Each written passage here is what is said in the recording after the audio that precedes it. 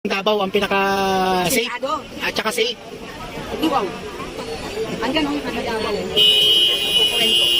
Ay, harap na lang. Narito na, ngayon si Nanay Imelda.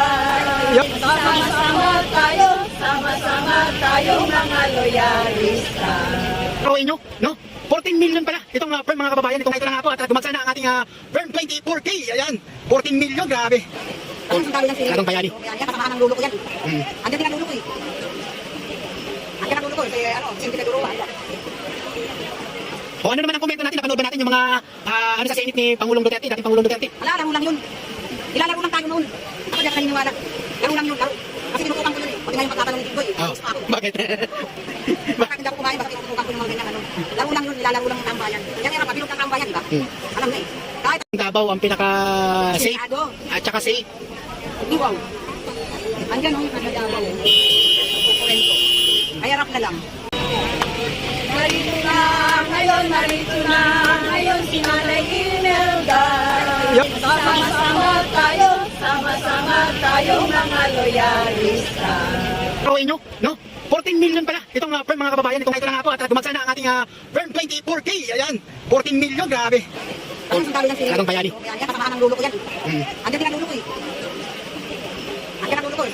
Simple na lulo. O ano naman ang komento natin? Napanood ba natin yung mga ano sa Senate ni Pangulong Duterte, dating Pangulong Duterte? Wala, laro lang yun. Ilalaro lang tayo noon. Ako diyan kaniniwala. Laro lang yun, laro. Kasi tinutukan ko yun eh. Pati nga yung pagtatanong ni Tigboy. Oh, bakit? Bakit hindi ako kumain? Bakit tinutukan ko yung mga ganyan? Laro lang yun, nilalaro lang ng tambayan. Yan nga, pabilog ng tambayan, di ba? Alam na eh. Kahit Davao ang pinaka-safe at saka safe. Wow.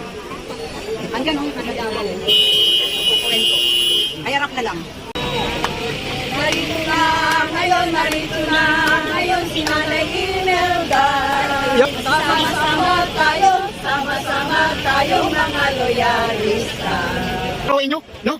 14 million pala. Itong firm mga kababayan, itong ito na nga po at dumagsa na ang ating firm 24K. Ayan, 14 million, grabe. Ang sundalo ng sili. Latong bayani. Yan, kasamahan ng lulo ko yan.